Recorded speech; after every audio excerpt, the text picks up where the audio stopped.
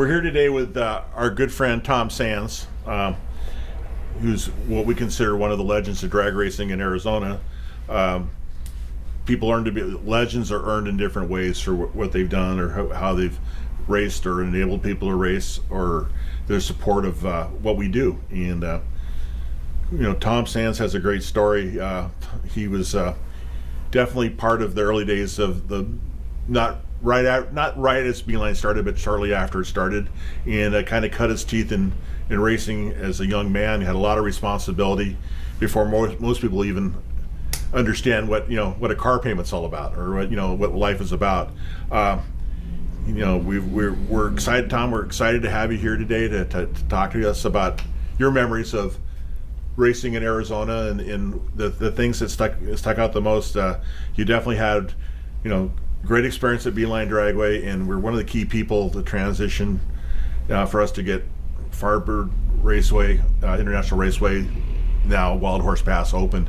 And so you got it. We'd like share some memories with us. I know that you weren't there the first day, but somebody took you. When was your first trip? Was Beeline the first drag strip you went to?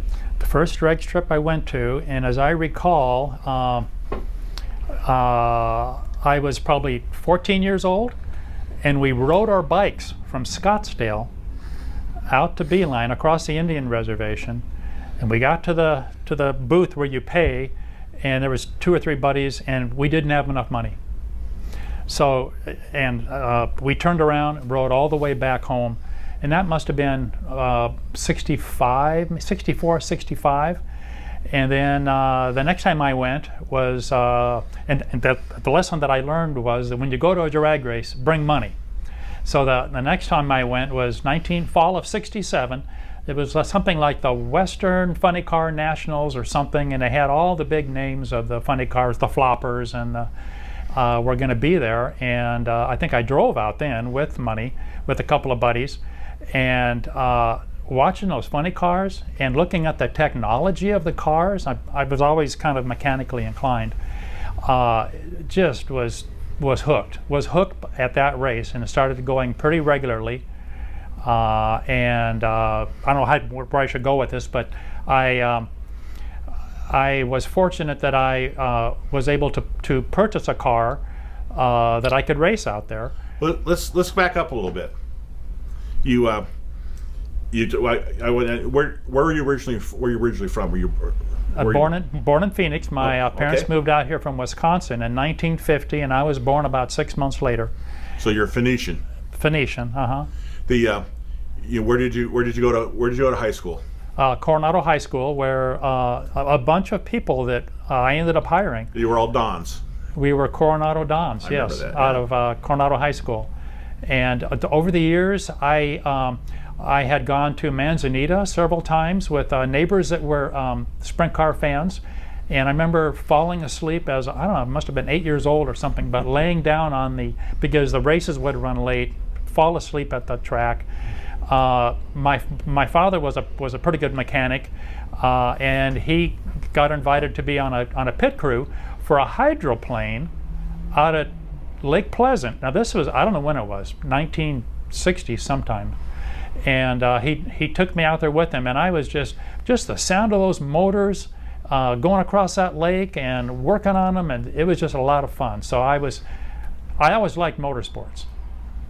As a young man, your motorsports, I would imagine because of what you went on in your career, you're probably a pretty good student, and also I know that one of the things that I share with you almost all the way. You were an Eagle Scout. I was an Eagle Boy Scout, yes. And I have a lot of respect for that because I got just almost there. Yeah. Then the cars bit me and I kind of lost track. But I think that's very interesting that your passion is going to tell a story here of how you see things and you follow through and you make things happen. And I think we're going to talk about here is the you're out there. Also, you're starting to be a spectator at Beeline Dragway. How did you get a job there? Well, I had some good friends from Coronado High School that raced drag bikes out there. And I think there was two brothers, Gordon and Jim Henderson, and then my buddy Travis Toomey, and his buddy, and to be soon my buddy, Norris Bruce, who was a heck of a drag race, drag bike racer. And so so I hung around with those guys and helped them work on their bikes and would go out to the tracks with them. And then one night we were out there and somebody came down from the tower. I think there was the race director, Dave Lindsay, came down and said, "Doggone it, the ladies up in the tower cannot see the numbers on those drag bikes. We don't know we can't read their dial-ins. We need to have somebody that has that information on a piece of paper come up to the tower, tell us what bike that is, what the number is, what the ET is, or what the dial-in is." And so then they went to Norris with that, and Norris turned to me and said, "Tom, you want to do that?" And I said, "Yeah, I can do that." So I gathered up all the information, and I'd go up there every round. I'd be up there helping the ladies and the race director and the announcer, who is this guy, and so forth, what kind of bike was it. And I think I even did a little bit of announcing pretty early when the drag bikes were racing, because the announcer gave me the microphone. You didn't know what to talk about. You did. Yeah, I did. I knew the guys and the bikes and so forth. So when I would be up there, I like to think of myself as a somewhat quick learner most of the time. And so I'd watch how the clocks were, and I was enthralled by the way the clocks work, and the guy running the handicapper and the announcer and the whole mechanics, plus the view up there. And like Steve said, it's air conditioned up there. I picked it up pretty quick. And then so that went on for several months, and then the race director at the time, Dave Lindsay, had some sort of a big disagreement with the promoter, Rick Lynch. And he threw up his hands and he walked off the job in the middle of the race, and he took his sister and his brother. His brother was a staging steward down at the head of the staging lanes, and his sister, as I recall, was on the clocks. And so they just walked off thinking that would be the end of the race. And Rick Lynch turned to me and said, "Tom, do you think you could finish this race for us?" And I said, "Yeah, I think I can." I mean, we were halfway through it, so we finished up the race and went okay. Then after that race, when it was over, when everybody was paid and we were closing down the track, Rick came to me and said, "Tom, would you like to be the race director?" And I think I was 21, 22 years old at that point. And I said, sure. And I was thinking to myself, if I screw things up, he'll let me go and I'll find something else. No harm, no foul. Right, yeah. So that's how it started. That's unexpected consequences in a good way. You became the race director. Did you know what was involved behind the scenes before you said yes, or was it did you kind of learn on the fly? Because certainly you had to have some planning and organizational skills to sure you're a race director. You're part of making sure you had a crew there, and the crew that worked well and was copacetic with each other. And then you got to talk to angry racers from time to time. Were you aware of all that was involved, or how did you develop that skill? Because you can watch a lot until you actually do the job. Right. Oh, what did I get myself into? Yeah. I was a pretty good observer when I would go out there, and then after I became a race director, I would go down and I would hang out in tech with Don Gainey and Bob DeYoung, and I'd watch what they did and saw how they interacted with people, and I kind of got to know how that worked. And I'd go down to the starting line and talk to those guys, or watch from above and see what was going on down there and what they did, and how racers would come up to them and they would resolve issues and go back, and the race continued. So I think it was a combination. I kind of knew what was going on. One of the things that I wasn't aware of was the technicalities of the starting line system and the electronics off the track. But I had to learn that because we would go out there and rats or squirrels or something had eaten through the wires from time to time, going down a quarter mile. Everything was all copper wire going the quarter mile to all the clocks and the winter picker and so forth. So I had to learn all of that, which was interesting. And you can set up that stuff. I would take it home and set it up in my garage or my dad's garage, and had the Christmas tree, the clocks, and you could see how everything worked. And you just use long extension cords when you actually go out to the racetrack. So that was something that I had to learn. And that resulted in me going out on kind of a side story. Was I learned pretty quick that the night before the race, if it was a Saturday night race, I would go out there Friday night after it cooled off, at 7, 8 o'clock at night, turn the lights on at the track, go out there, set up the clocks, turn everything on, and go down to the end of the track with my voltmeter and read all the volts all the voltages at all the locations, all of the photocells, to make sure we had 12 volts down there at all locations. And if we didn't, I didn't go home until we had 12 volts at all the locations, so that I knew I'd come out the next day about noon or 2 o'clock. But you don't want to come out there and have the track not working electronically. Everybody's upset at you then. Everybody. What was the timing system then? Do you remember? Was it a Crondeck? It was Crondeck. It was an early version of Crondeck. It was amazing. It was all relays at the back of the Christmas tree. Very little, no digital. It was all just relays, 12-volt relays, and lots of wire, lots of 12-volt wire going down to everywhere. I can remember, a short stint where I had worked there. I got to meet, was it Art Hayward, or he was? Yeah, he right. was the Crondeck guy, and I remember him being out there because it was an NHRA race, and wanting everything, make sure everything worked, and seemed to, everything seemed to go off. Well, did you ever have one of those nights when the clock's bitching and you just couldn't get a hold on them, or it sounds to me like you're pretty prepared that was a minimal. I don't remember the night, but it happened once. Okay. And I think Mr. Lynch came up and had a little talk with me about what the heck's going on and how this happened, and I explained, it's the wiring. But I think after that I learned pretty quick to go out there the night before. Okay. And the first time when I would get out there on a Saturday for a race, the first place I went, turned everything on, down to the top end with my voltmeter, making sure those photocells were ready to go. I don't, for all the times they're out there, I don't really remember any issues. People always complain that they were wrong, or I went through first, or of course racers never make a mistake at times, but it was really hard to blame them on the clocks.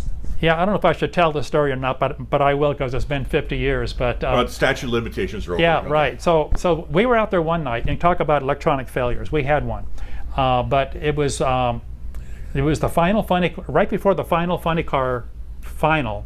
They would typically bring out 8 funny cars. They'd do 3 rounds, and so I think all the races were done, but we had a funny car final, and the clocks quit. For whatever reason, it did not work. We weren't getting data from the top end. Well, we needed to run the funny car race so the guys could go home, and the crowd was waiting to see the final. So we said, well, we're going to do it. let's just roll with it. And so I had my buddy who worked up there, Pat Hale. I said, Pat, go down to the finish line. And we had this device called the winner picker, and basically the volts would come in, and then 110 volts would come out to either that light or that light at the finish line. I said, Pat, go down there and unplug the winner picker, and when they cross the finish line, you pick the winner and plug it in. And so that's what he did, and we were. And so the winner really won. Yes. Yeah. Well, Pat was there watching it, and he knew who was in what lane. And then up in the tower, we just made up a time for both cars, and everybody was happy and applauded, and they went home and came out to the next race. Always leave them smiling, right? Always leave them smiling. The show must go on. I think I remember hearing a story of that over the years. That was ingenious. What they didn't know didn't hurt them, and the track was still safe and all that. Right. You definitely were involved with a lot of. Rick Lynch was a promoter. Charlie was as well, but they were in such different ways. I think Rick was more of a P.T. Barnum. Just give him a good show, and he would have different celebrities and different types of events. I remember seeing the ramps out there, and I think Jim McCormick hit the ramp one night with his drag car, and the things, the consequences you didn't expect. But overall, most of those events were really entertaining. What's the thing What do you remember? Give me an event that still sticks to mind in your mind that is like, wow, did that really happen tonight? And we pulled it off, or Well, we had a few of those, but the Evel Knievel night that that Don and Steve talked about, that night was pretty interesting, and it started a few days beforehand when Evel Knievel came out to the track, and Rick Lynch said, "Tom, you need to come out there because with Evel Knievel, we're going to go through this program. What we're going to do, he wants to see where the ramps are going to go and so forth, and we're going to talk about this." So I was out there with him. It was Evel Knievel, his setup guy, and Rick and myself, and up in the tower. And Evel Knievel kind of hobbled up there, and he had this cane that he had, but had a little silver top on it that would unscrew. It was about as big as a tennis ball, and it would unscrew. And we're out there talking about what's going to happen, and he would unscrew the top of that thing, and it was full of aspirin. And he would take 2 or 3, pop them in his mouth like M&Ms, chew them up, swallow them, and put the cap back on, and we'd continue talking. 20, 30 minutes later, open it up again, 2 or 3 more aspirin. So it started with that story prior to it, and we had it pretty well planned out. And it's like we talked about where we're going to put the ramps, and they wanted to put them on the side of the track. And I said, well, I don't know. We got cars going down the track, but there is a risk. But Rick said, yeah, let's go ahead and put them on the side of the track so we can just use forklifts or people, or I forget how they moved them back onto the track, but it was some way. So I was a little nervous about that. And sure enough, it was still daylight, but Jim McCormick had I believe a Camaro, orange Camaro, ran down there, lost control, ran off and ran into the ramps, and I could see boards splittering, and my stomach just turned over. I thought, holy cow, now what are we going to do? We got a big crowd coming, and cars backing out to the Beeline Highway, and so Evel's guy went down and looked at the thing, and first we had to get Jim's car out of there. He looked at the ramps, and he said, if I have a couple boards, I can take care of it. So he took care of it while we were still racing, and we were able to move the ramps on, and it worked out fine. He did his jump, and thank goodness he made his jump. I was nervous about that too, that he, you never know with Evel, right? If he was going to make it or not. Well, and pretty much, do you think that the crowd, most of the time the crowd isn't like wanting to see something bad, but the crowd was kind of there in case something did happen? I think that was more of a excitement for him. Yeah, it was the excitement and the achievement. Right. Assuming that he did make it, but we were all hoping that it was safe. So that worked out well. I remember the Gary Wells incident, and I know the other guys have talked about how Evel was pretty upset about that, but I didn't see that. He was upset down at the ground with Rick and whoever was down on the ground, probably the staging stewards and the starters and stuff. So what had happened is he was out there, and Gary and his brother came on the track and rode up by him when he was doing when he's pre-jump, or? Well, yeah, my recollection was that he would do some wheelies before he made his jump, just to kind of go up and down, and he was practicing stuff, and he was he was a showman. Evel was an extreme showman, and he would do wheelies, and then like the guy said, out of the top end someplace, here comes 2 dirt bikers, and what are they doing? And then so they're I think a short distance behind Evel, and they're doing wheelies too. And when he saw that, he was really upset. And in reality, the crowd probably thought it's part of the show. Yeah, exactly. So that it turned out okay. And then they disappeared, and I didn't know who they were, but obviously their name came out later. And then in subsequent years, Gary was a show. He did some shows there as well. We had him out there at least twice. Yeah. Yep.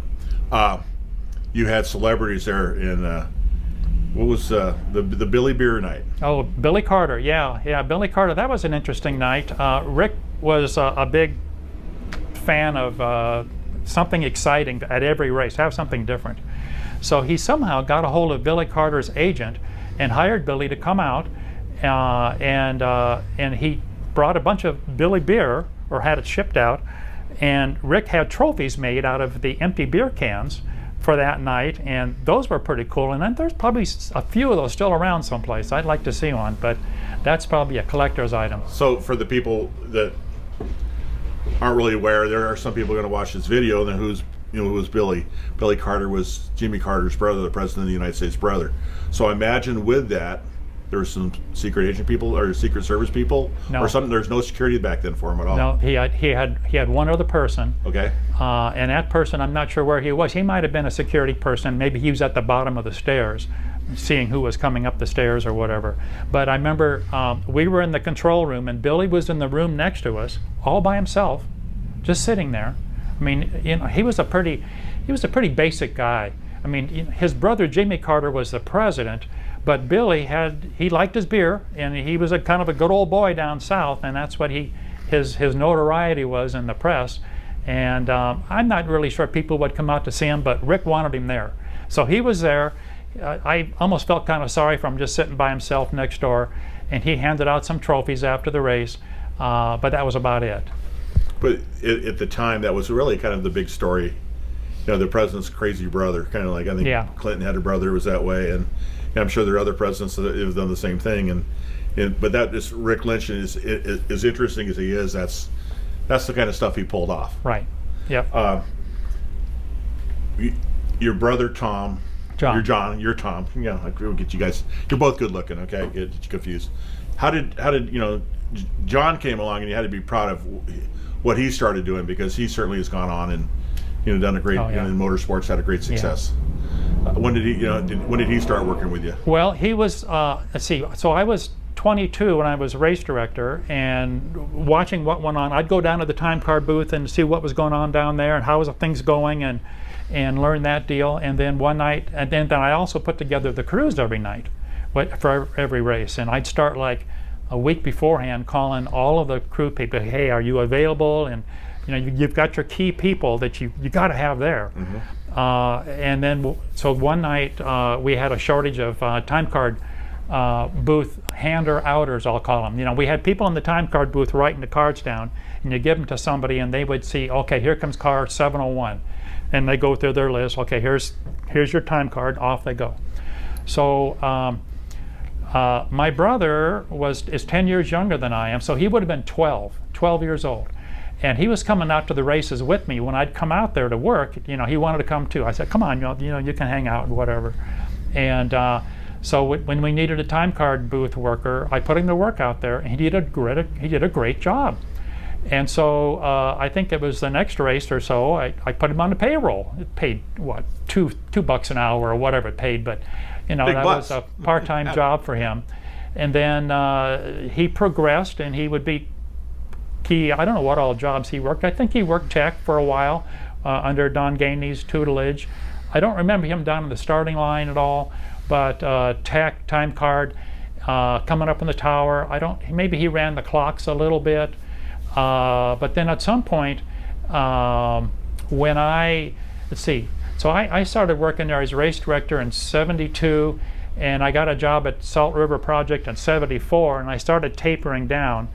And I would work the big events every month, but other people would work the events like the Wednesday night drags, even the Saturday night or the Friday night, whatever, midnight drags and so forth. So my brother found his way into helping with that, which these others were helping out with that as well.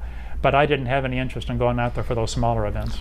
The transition, he was, I know he eventually took care of the secondary events and stuff, and I'm sure that you're really proud of what he's gone on and has accomplished in his life. The Beeline Dragway closes down.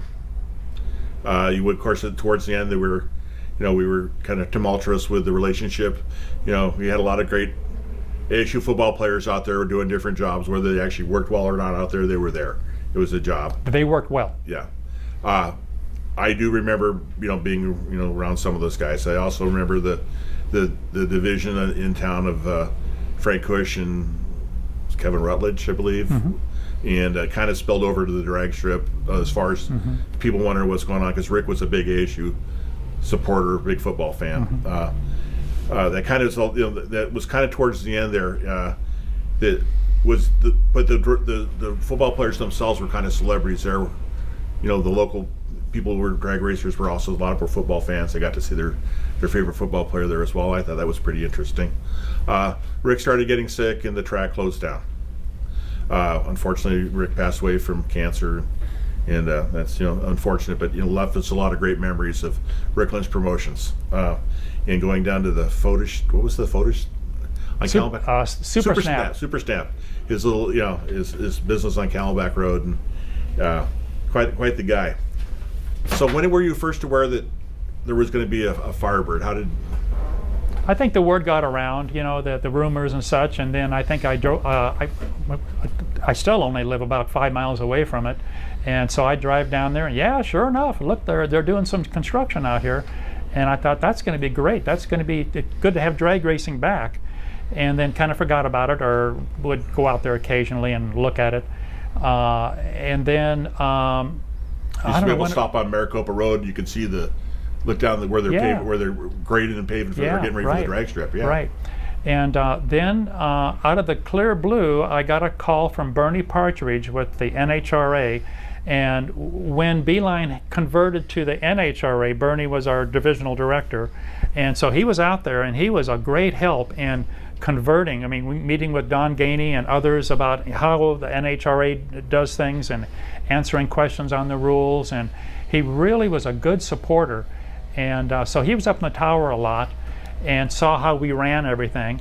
So I got a call from Bernie Partridge, and he said, Tom, they're opening a new drag strip out here. Charlie Allen's deal from Orange County had closed down, I believe, at that time. And I said, yeah, I've heard about it. And he said, Charlie's expecting 600 to 800 cars out there the first night. A lot of California cars are coming over. And we're expecting a lot of cars, and Charlie wants to bring over his crew from Orange County to run the race. But he said, I told Charlie, I said, the Beeline crew, if they're still around, I watched them run several races, and it was first class. I mean, they ran a good race, they had good people, and you might want to consider some of them. And well, Charlie didn't know any of us. So Bernie said, would you be willing to put together a crew and help that race? And he says, I'm only talking the first race, because after that, maybe there's going to be fewer cars and whatever. And I said, I was thinking to myself, I gotta see if I got a crew. Because if we don't have a crew, I don't want to be out there, because that's just going to be a mess. Especially guys that you know and trust. Well, then that's a whole other issue. Yeah, that's one of the valuable lessons that I learned out there as a young man, 22, 25 years old, is that hire good people and then stand back and let them do their job. And if there's an issue that comes up, give them the benefit of the doubt until you hear both sides of the story, and then deal with it. So great leadership. Hire good people and get the hell out of their way. Right, and you have to have that at a drag strip. I mean, things happen on the starting line. Decisions have to be made immediately down there, and you want good people. You have to have good people that'll make the right decision. Good people in tech. I mean, because if things don't go well, guess where they end up? They come up to the tower and they're upset, about so-and-so said this and so-and-so said that and made this decision, and then they're very upset. And I never got pushed or shoved, but it came close. It came close a few times. There were some pretty upset people. Well, you absolutely did the right thing when that first night at Firebird was like off the hook. I mean, there were cars everywhere, and this was jam-packed track back before everybody had super haulers and super trailers, and it was still crowded. There were people everywhere, and there weren't 18-wheelers, and there weren't sportsmen didn't have toter homes and stacker trailers. They were just, most people told out with a pickup truck and a flatbed trailer, and they were everywhere. Pretty much that night went off, other than the one thing I've learned about drag racing, you can't compress time. You only put so many cars down the track if everything goes well in any given time. And the race went on until early morning. I think I gave up around 4 in the morning and went home. but it was a magical night, and I think you should be congratulated. Your team should be congratulated. You brought drag racing to the next level in Arizona. Definitely, Beeline was a great track, and when Beeline opened, it was in itself a super track. But there better showcases came along, and Firebird brought a lot of notoriety and a lot of attention to Arizona, and it was very important that first night went off well. How long did you work? I know you went to work for Salt River Project. Mm-hmm. You worked, was it hydrology, or what was your? I worked in the water engineering department as a civil engineer. Okay. That was probably pretty interesting, but a full-time job. Yeah. How long did you continue? You worked that first race. You brought a great crew out there. How long were you involved with the track after that?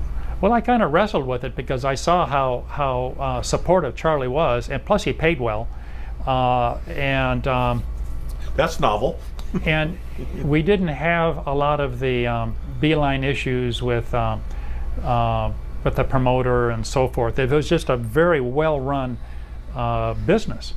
But I was busy with work and had other interests, and so I told Charlie that I would work out there until we could train up people to take over, and so I could just kind of bow out. And I think I worked there probably another 3 or 4 months, maybe probably by summertime. No, I remember it was warm, so I must have worked into the summer, maybe June, July. And they've been phasing out and closing, transferring more responsibility. And I remember Don Gainey was between Don and Joe. I was training those two guys so that I could bow out. And when they got to the point where they were comfortable, that was great. In my opinion, those two guys are just perfect people. Joe could be kind of the tough, gruff guy, but he really was compassionate to people, and I think he took a lot of things on the sleeve when it didn't go right. I mean, he didn't. I don't think he wasn't the person who would lash out at other people. He would say, "Let's make this right. Then we'll talk about it later." Well, yeah. What I found out over the years and working with Joe is that he would solve more problems in the staging area than I ever solved up on the tower. Mm-hmm. So, and he was down in the heat and the action and the noise and so he was awesome. And when he would make a decision and throw somebody out or whatever the situation was, they'd come up to the tower sometimes, and I'd talk to Joe, talk to this guy. I think every single time Joe was correct, and I'd back him up. He was was quite a guy, and definitely if we had him here today, we'd be interviewing him because he's definitely another legend. You transitioned away from that. You work full time, but you also have another passion. Several passions. You like outdoors. You were like another good friend of ours, Jim McDade, mm-hmm. who chose to stay active in a adult leadership role in Boy Scouts. Mm-hmm. Did a lot of great things for people. What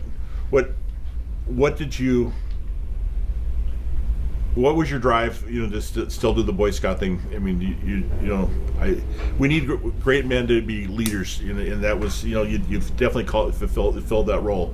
What was your most satisfying part of that role? Well, I guess I got involved with the Boy Scouts when I had my first son, Preston, and he was born in 1977. So at 11 years old for a scout, that'd be about 1988, right? So in 1988, I got back involved in Boy Scouting again, and I felt I owed him something because I learned so much as being a scout about responsibility, and some of the success at Beeline, maybe a lot of success at Beeline, came because I had worked at summer camp and had been a senior patrol leader of our troop, of our Boy Scout troop when I was 14, 15, 16 years old. Earned my Eagle Award. So I got involved with Scouts, and then a few years later I had another son. Well, let me back up. So with my oldest son Preston, I encouraged him, and he loves the outdoors, and he became an Eagle Scout. And then I had 2 more sons, and both of them became Eagle Scouts. Just encouraged them, and I knew what a great program it was, and they've all done well. I'm glad to say they all have jobs and they all have homes, so that has worked out well.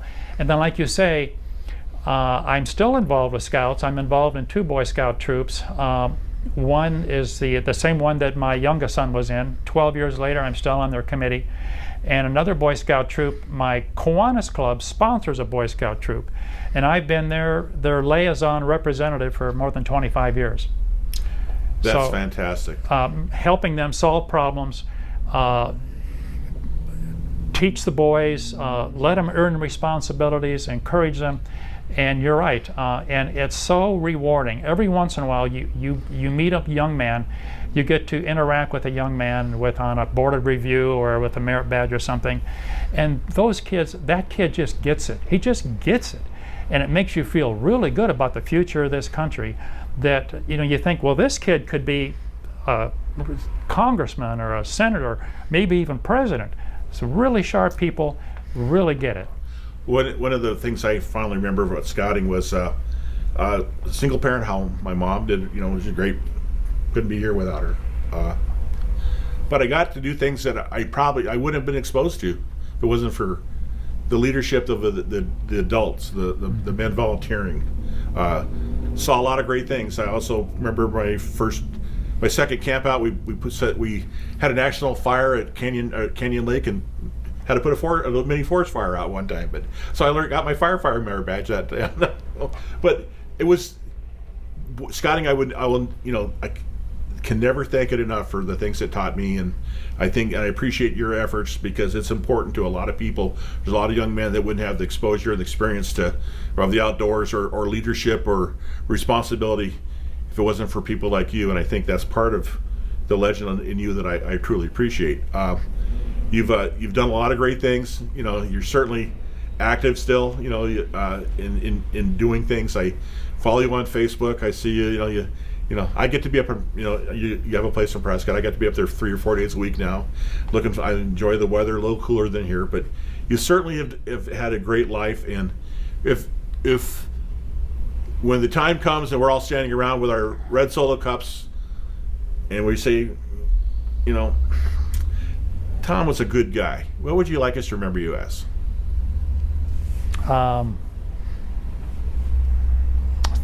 As a race director, that I was fair. I mean, I went overboard to be fair, and I think that's why I lasted so long out there. Is you had to be fair. You had to think in advance where there's going to be problems and take care of them before they became a problem. You can't just assume that somebody else is going to take care of it. I took responsibility. I delegated well, maybe hired good people, delegated well, and maybe had some luck. Certainly, luck's a part of everything, but I think that you were well prepared and you're the right person for the tasks that been laid in front of you in your whole life. And I certainly appreciate you being here today. I appreciate your friendship. Tom, it's pretty awesome for me to tell you, but you are an Arizona drag racing legend, and thank you for being here. Well, thank you for inviting me, Chris. Okay, have a good day.